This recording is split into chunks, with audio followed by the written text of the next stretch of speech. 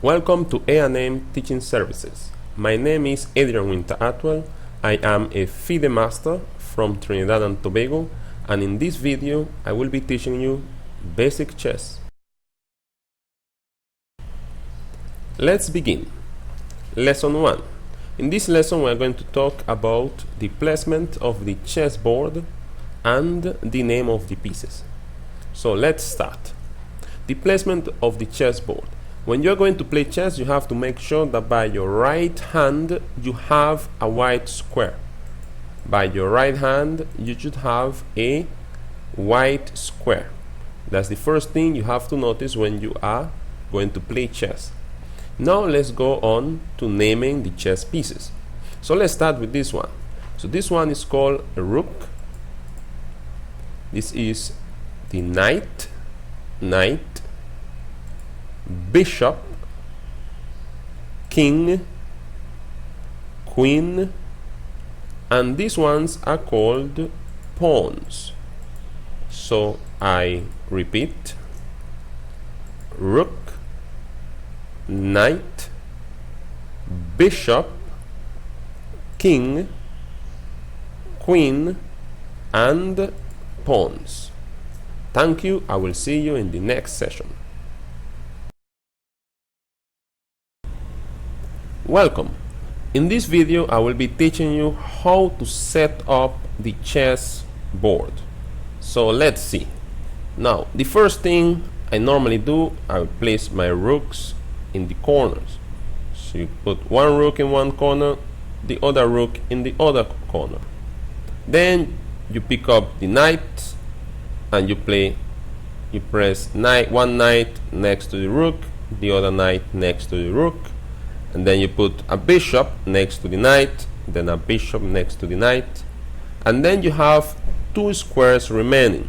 Okay, you will have two squares remaining. This part is actually the critical part of it.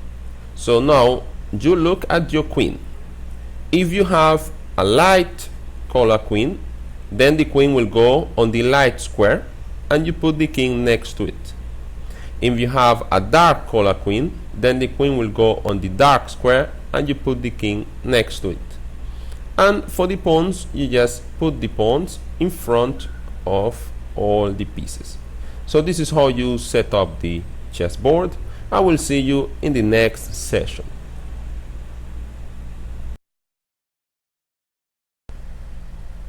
Welcome to lesson 2. In this session we are going to be talking about the chessboard only. Okay, so we are going to be talking about the elements of the chessboard, name of the squares, etc. So let's start. So the first thing I want you to notice is that on the chessboard you have files, which are the squares that go up and down. These ones are called files. For example, you could say A file, B file, C file, D file, etc. Now you also have ranks. So ranks, we call ranks the squares that go across or sideways. So we say first rank, second rank, third rank, fourth rank, fifth rank, sixth rank, seventh rank, and 8th rank. So now, after we have learned about files and ranks, let's talk about the squares.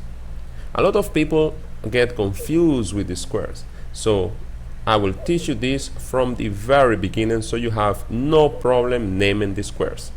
So let's start. So the squares go according to the letters and the numbers. So I will say the name of this square is A1. Letter A, number 1. So I say A1. This square then will be called A2. And this one A3, A4, A5, A6, A7, A8. Now, if I go to any part of the board, following that same rule, I could find the name of that square. For example, if I go to this square, I will call this square F6. Because it's on the F file and on the 6th rank. so I call it f6. So what will be the name of this square? Yes, h8. So the name of this square is h8. Let's see if you remember now. What will be the name of this square? Well, yes, the name of that square will be C8. So you see, letter C, number 8.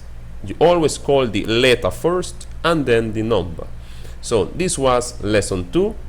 I hope you enjoy it and you notice that it's very, very easy. Welcome to the third lesson. In this lesson, I will be teaching you the value of each piece.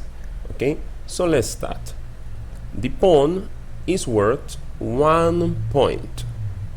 Remember, 1 point for the pawn.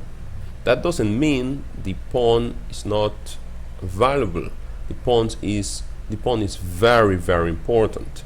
So don't give away your pawns thinking that, oh, that is only worth 1 point. Let's go to the next one. Next one is the knight. The knight is worth 3 points. So the knight is worth 3 points. The bishop is worth 3 points as well. So a bishop and a knight have the same value.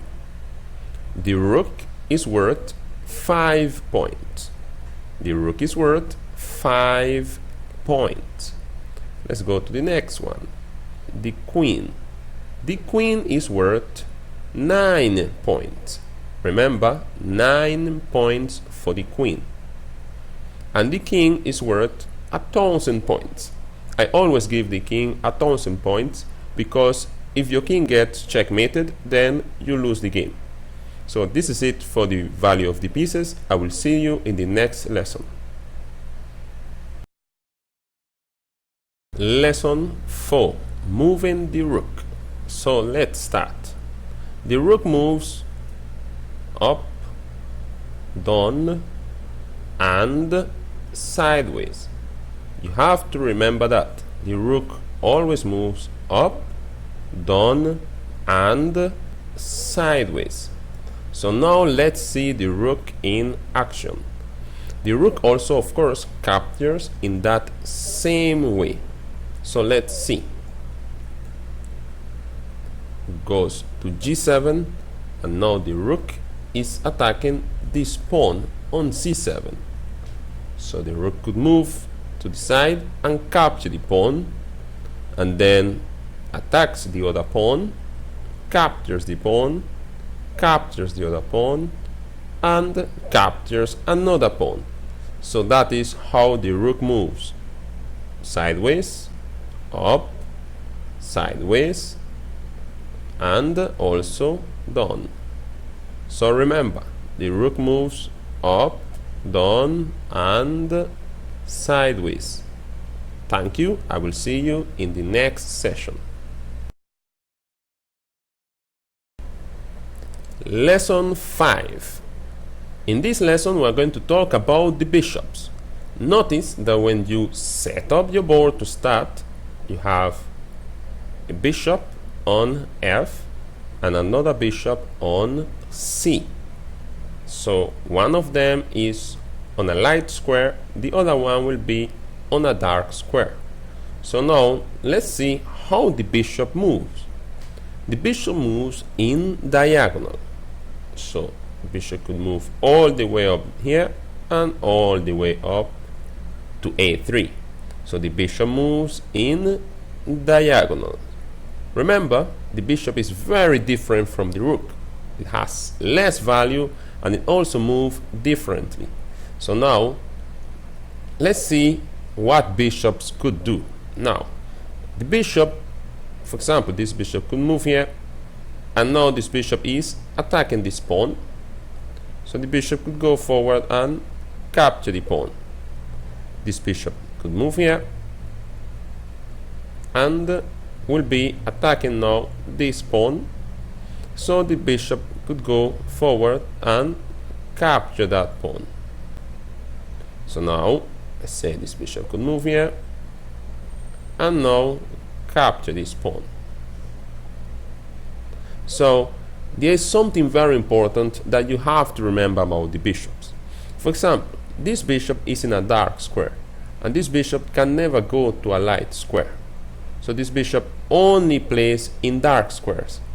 What happens is now that for this bishop it's impossible to capture this pawn, or this pawn, since those pawns are in light squares, and the bishop could only go on black squares or only move on dark squares. So now this bishop could move here, here, here, here, but the bishop can never actually capture the pawn. So that is something for you to remember when you are playing chess. Now when you have two bishops, it's very good, because whatever this bishop cannot capture, then your other bishop could. And now this bishop is attacking the pawn and is ready to capture it in the next move. So this is it about the bishops. So remember, bishop moves in diagonals all over the board, but only in diagonals.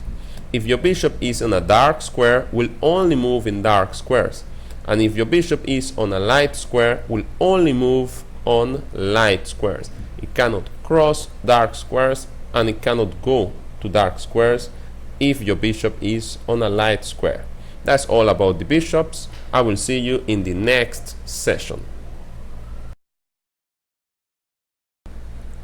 Let's talk about the most important piece on the chessboard, and that is the king. Well, you will think that the king is extremely powerful and that could move many squares all over the board, but I am sorry, that is not the case. The king actually moves like if he was very old. So let's see how the king moves. So the king moves, well, actually he could move all over the place, but only one step at a time. For example, the king could move right here, right here, right here. So he could move all over the place, but only one step at a time. So he's not a very fast moving piece. Okay, that is why later on I will be teaching you some basic concepts of keeping your king safe, because as you have seen the other pieces already, they are very fast, while the king is not very fast. So if your king have to run from them in order not to get checkmated, then I don't think he will be successful. So let's see how the king moves on the chessboard then. So the king can move up, and this is most likely how the king moves. So the king can move all over the place, but remember, one step at a time. So you could choose any square you want to go with the king, but the king will only move one step at a time. That's all about the king, and I will see you in the next session. Welcome again. In this lesson we are going to be talking about the queen and how strong the queen is. The queen actually could move all over the place, many squares. Could move up, down, sideways, and also in diagonals. This queen is known as the most powerful piece on the chessboard. It has a lot of reach when you are playing with the queen. So let's see now the queen in action. So the queen can move to e7. Notice from e7 the queen is already attacking two pawns, one on a7 and one on g7, and from there the queen could start just capturing material. Queen takes pawn, then queen could move to the other side of the board, capture the other pawn, then it could move in diagonal and takes another one, then could also move sideways and capture another pawn. So the queen moves up, down, sideways, and also in diagonals. I will see you in the next session. Welcome. In this session we are going to be talking about the knight. I will be explaining you how the knight moves and how the knight captures. For this one, I want you to really pay attention because the knight could be very tricky. The knight actually moves in L shape. So let's see what I am talking about. So the knight could move to this square. See? L shape right there. Could move to this square. Another L shape there. And it could also move to this square here. So from this square, those are the squares that the knight could jump to. So the knight could move in L shape. So let's start. Now I move the knight to this square, and let's see now where can the knight jump to. So I will mark those squares.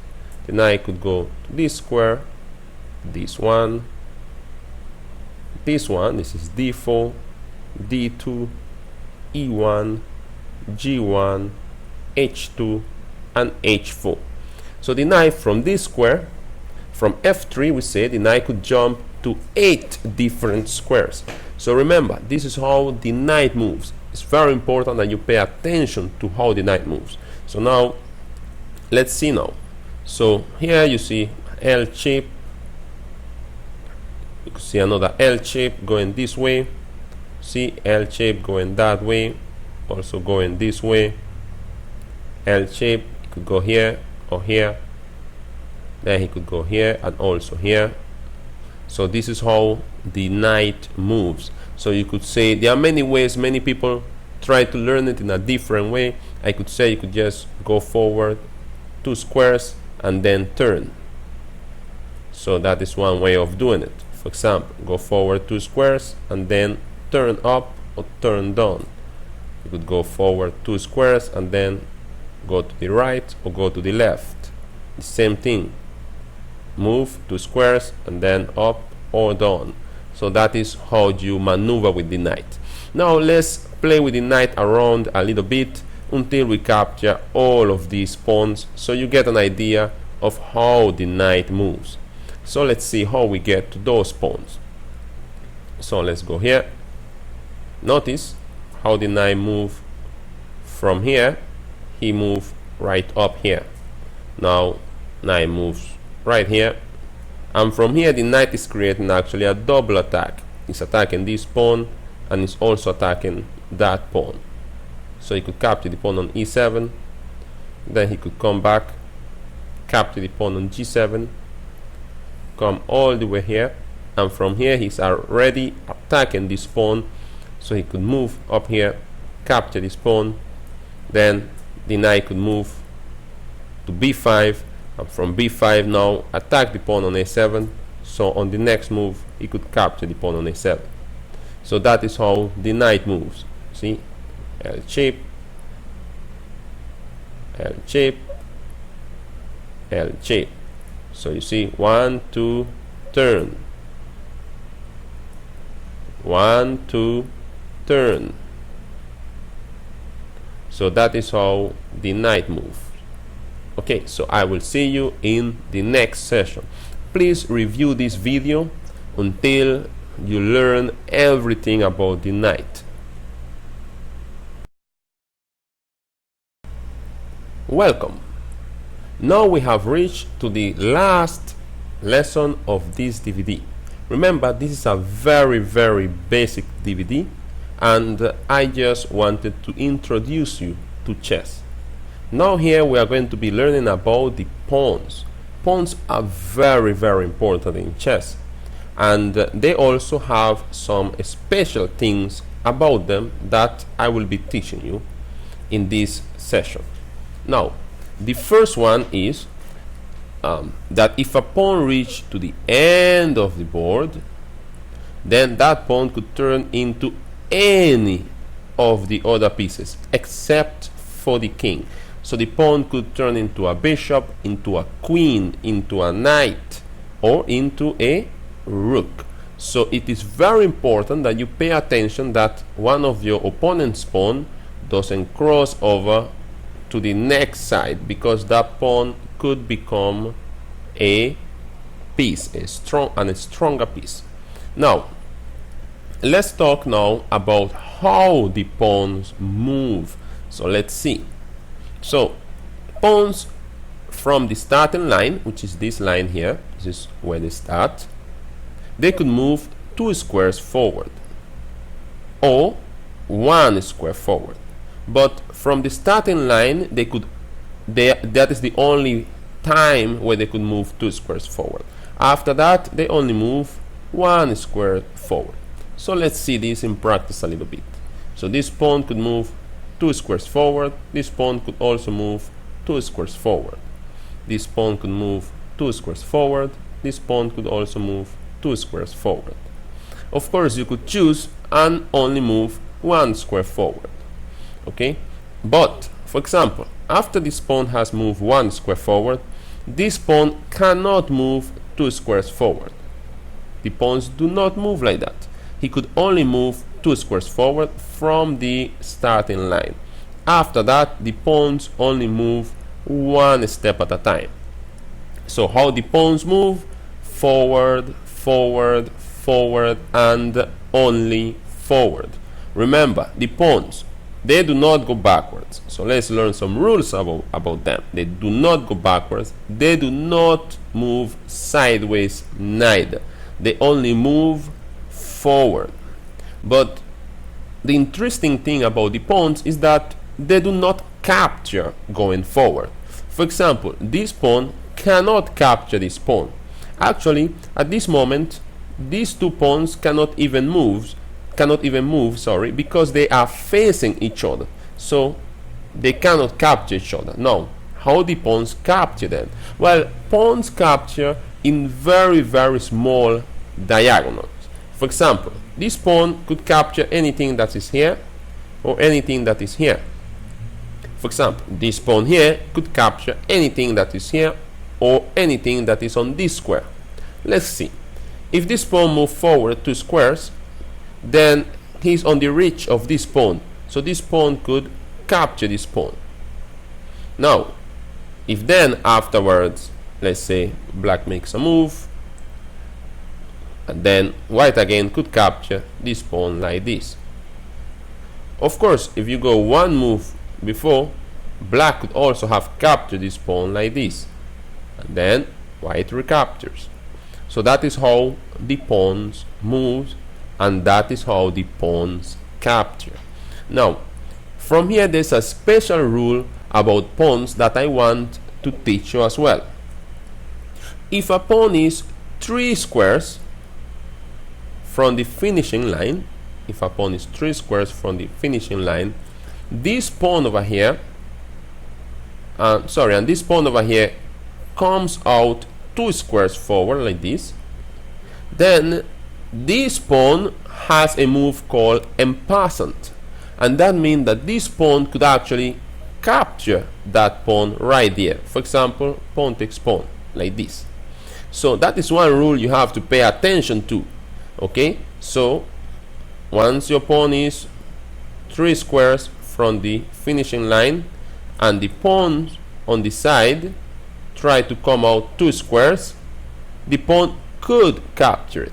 Of course, that is your choice. In chess, you are not forced to capture like that. So white here has a decision whether he wants to capture the pawn or if he doesn't want to capture it. Okay, so now let's say white plays here, and let's say black plays pawn to g5, then white could choose to capture the pawn this way, and then of course black also recaptures. So that is something that you have to keep in mind when you are playing chess. So those are the rule of the pawns, and that is how the pawns play and how they capture. Of course, all of this you have to practice it at home, practice it with a friend, and the best way to get good at chess is play as much as you can. So watch this video once and then try and play, and if you forget something, watch it again, and I will see you in the next session when I will be bringing to you another DVD for learning basic chess. Thank you. My name is Adrian Atwell. I am a FIDE master from Trinidad and Tobago, and this is A&M Teaching Services.